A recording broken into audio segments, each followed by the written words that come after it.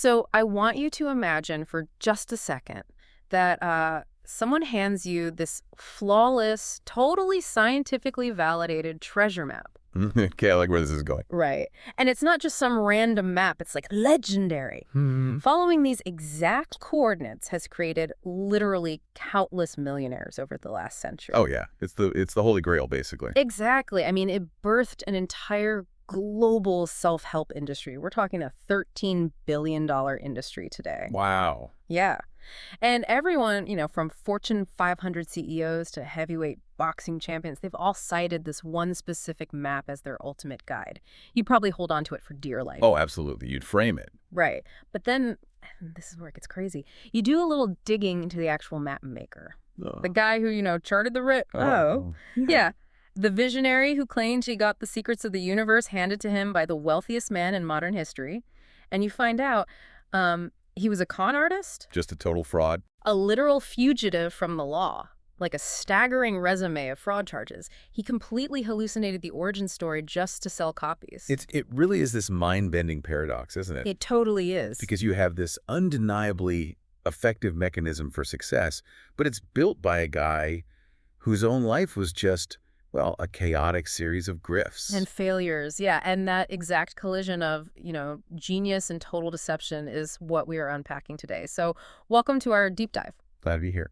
Today, we are tearing into the legacy of one of the most famous books literally ever printed, which is Napoleon Hill's 1937 classic, Think and Grow Rich. A monumental book. It is. And our mission today is to completely deconstruct this whole phenomenon for you. Right, because we really have to look at all these different sources. We've got business summaries, academic reviews, historical fact checks. Even a modern video essay, yeah. So first, we're going to extract the actual undeniable psychological framework that Hill codified, the stuff that genuinely works. The practical tools, yeah. Exactly.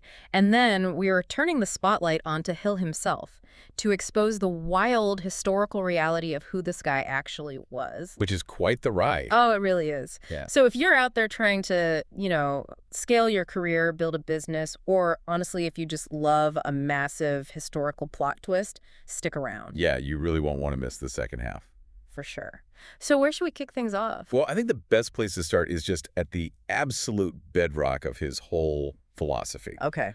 The entire system balances on this one. Remarkably simple but kind of radical premise, which is thoughts are things. Thoughts are things. Right.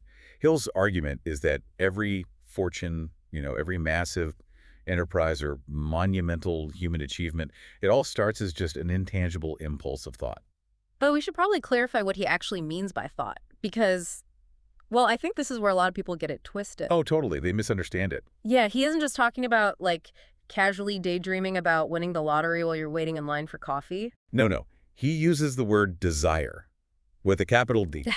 Right. And it's not just a wish. A wish doesn't get you out of bed at 4 a.m. He describes it as this burning obsession. Oh, white-hot focus. Exactly. It eclipses everything else. Yeah.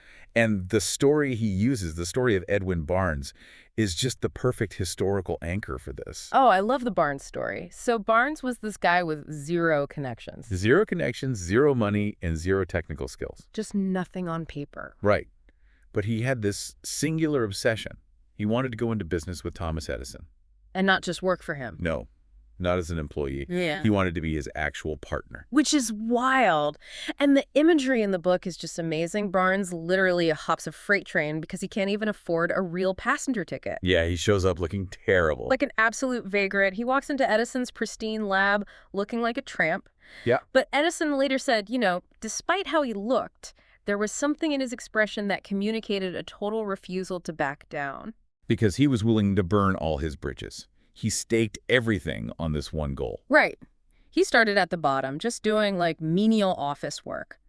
But he kept that obsessive desire going for years, until an opportunity finally cracked open and he actually became Edison's national distributor. It's incredible. And what separates Hill's framework from just, purely motivational fluff is that he doesn't just say, hey, go be like Barnes. Right, he actually gives you the mechanics. Exactly. He reverse engineered that level of obsession into a really specific 6-step mechanical process to transmute the emotion into tangible wealth. So let's actually look at those 6 steps because they are rigidly specific.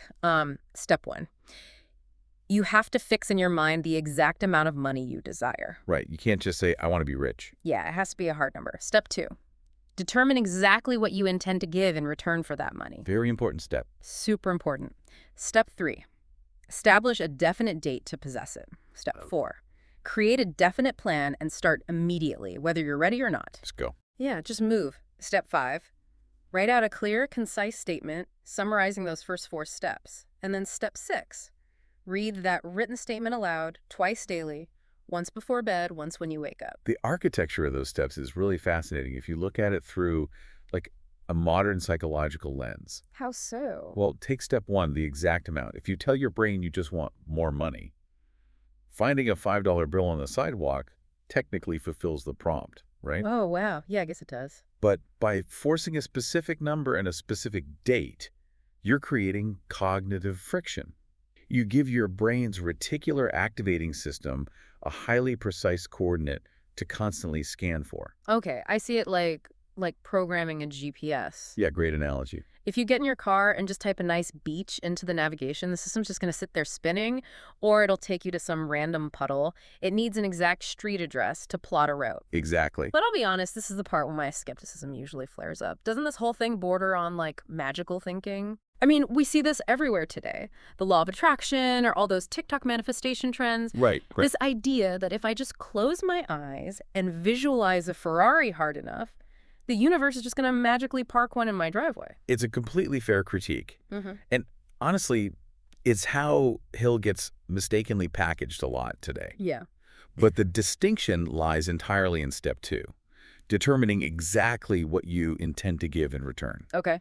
Hill is explicitly anti-entitlement. Yeah. He says right out, there is no such thing as something for nothing.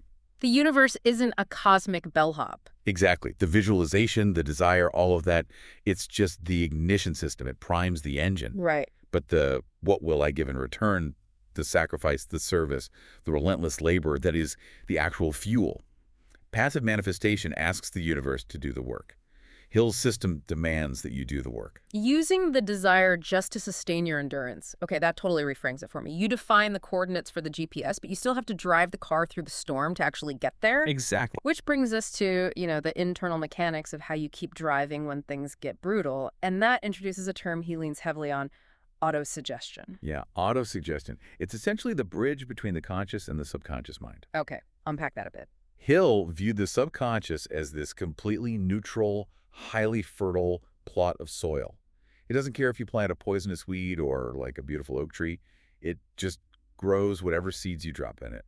And I feel like most of us are unconsciously dropping weeds into it all day long. Precisely. We absorb negative news. We listen to our own self-doubt. We internalize other people's fears. Right. And the subconscious just translates all that destructive input into a physical reality of hesitation. So autosuggestion is the deliberate, aggressive act of hijacking that process. By doing what, exactly? By feeding your subconscious mind positive, highly specific instructions over and over again until it builds absolute faith. But let me push back on that. If I stand in front of my bathroom mirror every morning, staring at my very average bank account, and I force myself to repeat, I am a millionaire, isn't that just delusion? Well, I mean, functionally, I am lying to myself right it now. feels like a lie in the present tense, sure. But you aren't trying to trick your conscious mind into thinking the cash is literally in the bank. Okay, then what am I doing? You're attempting to tune your brain's perceptual frequency. This really ties into his concept of specialized knowledge. Oh, right.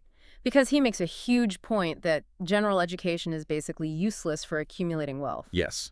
Massive general knowledge is just potential energy. Yeah. It's like a huge library sitting in the dark. Wow, that's a good way to put it. It only becomes power when it's highly organized and directed toward a definite end.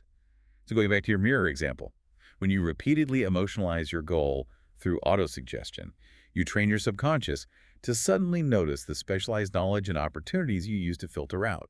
Oh, okay, I get it. It's that classic phenomenon where you buy a red car and suddenly you see red cars on every single street. Exactly. The cars were always there. Your brain just never had a reason to highlight them before. Right. If you're programmed with a failure consciousness, your brain highlights all the reasons a venture will bankrupt you. Rewire it to a success consciousness, and your brain suddenly connects two unrelated pieces of specialized knowledge and sees a business model. It's not delusion, it's a psychological filtering mechanism. Perfectly said. But, okay, even if you totally master your own psychology and you acquire this incredible specialized knowledge, you're still just one human being with 24 hours in a day.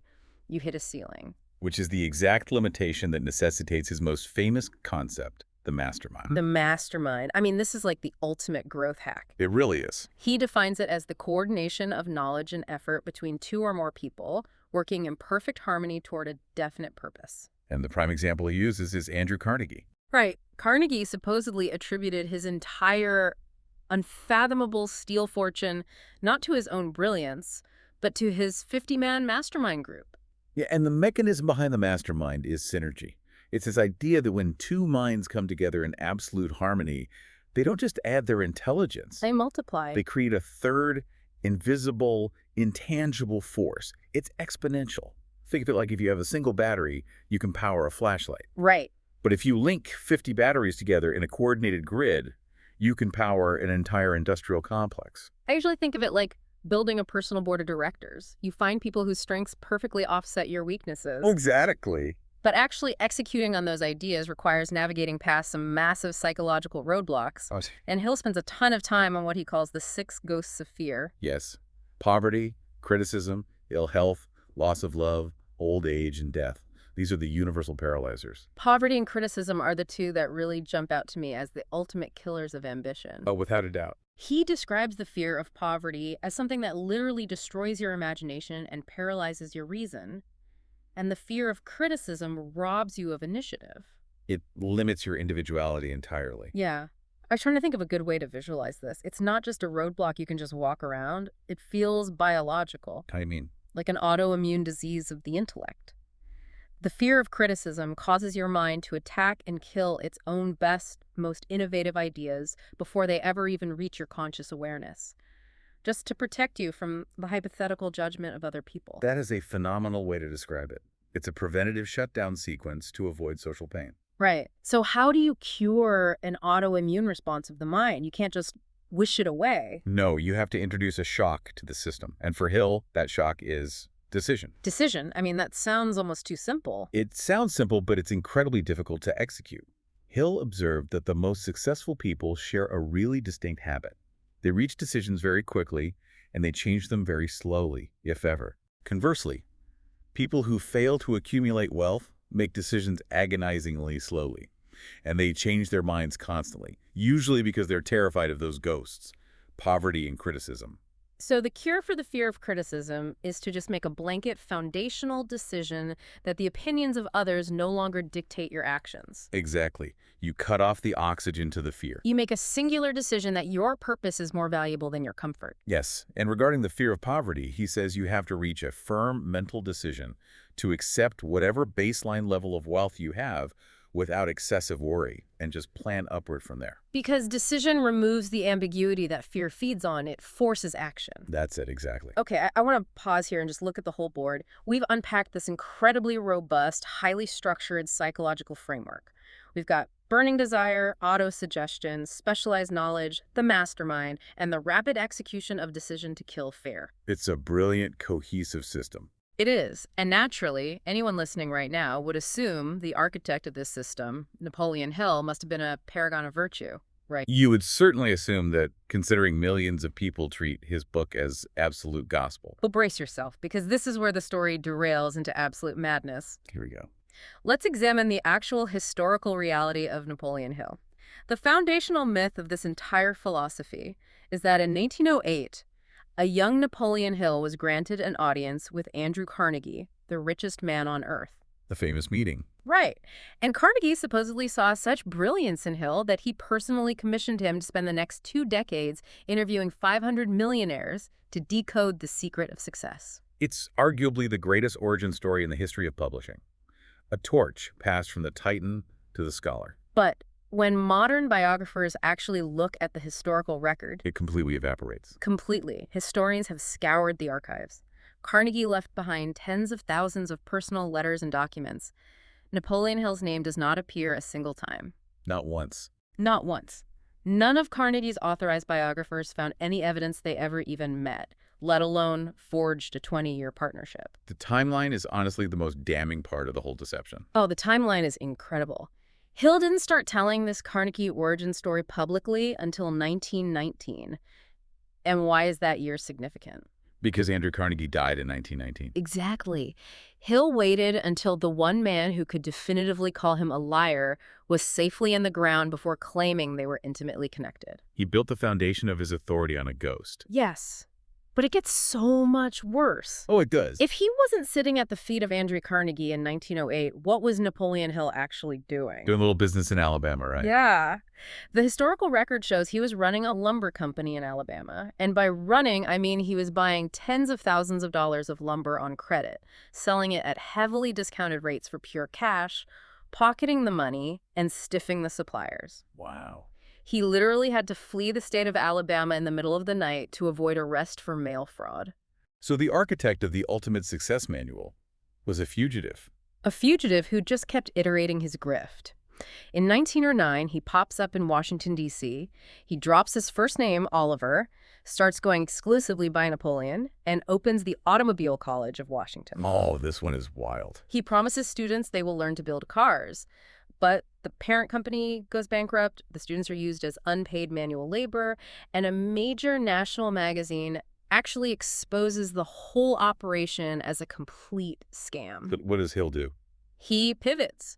He turns the college into a school for selling cars, which rapidly devolves into a multi-level marketing pyramid scheme where students just make commissions for recruiting more students. You know, he was remarkably persistent. You have to give him that. He was just consistently applying that persistence to fraud. And the rap sheet just keeps going.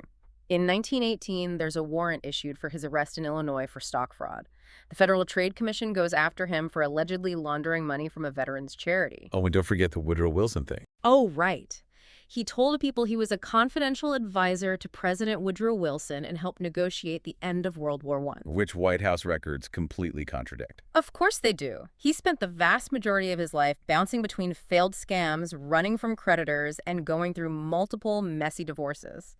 He didn't actually taste wealth until he finally published The Law of Success in 1928, bought himself a Rolls-Royce and a massive estate in the Catskills. And then promptly lost it all again. Exactly. It is a breathtaking legacy of deception. So I am genuinely struggling to reconcile this, and I'm sure everyone listening right now is too. How are we supposed to process this? It's tough. The man who wrote the Bible on wealth creation, the text that billionaires swear by, was a serial con artist, a drifter who totally fabricated his credentials. Why on earth should you, or I, or anyone listen to a single word and think and grow rich if the author was fundamentally dishonest? It creates a massive cognitive dissonance. We naturally want our mentors to be flawless embodiments of their own teachings.